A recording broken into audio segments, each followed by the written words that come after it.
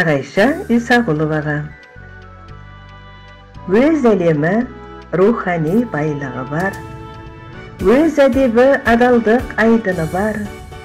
Әнші сазгер сырнайшы Ағайшаның тал бойында тектілік айбыны бар. Баста оның сездіріп мақталаған, өрге сиреп өнердің шықты жүгін, 8 қырлы, бір сырлы Ағайша қыз сырнайынан саздауын төпті бүгін. Биік дауыс ырғақты ашық үнін естіп тыңдап жүргенмін мен де бұрын. Шарықта елім әнінен шабыт алып, жаздым арнап осынау жүрек жырын.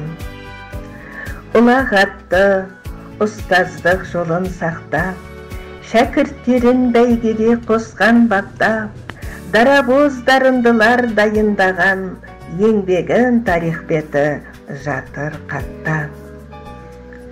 Жетенердің кілтіналы қолына, жетекші боп ардагерлер хорына, белсенділік танытып жүр аянбай, кеш өткізіп қайырымдылық жолына.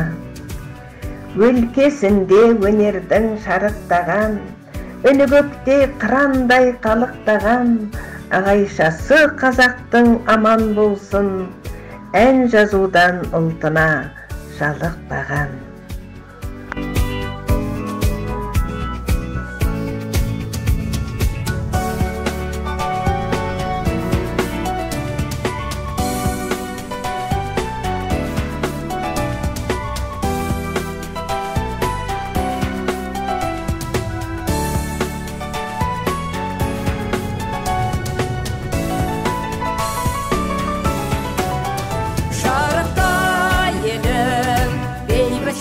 Бағытта өркінде елім, шегер беріп халыққа, бірлігі бекем алыпқа.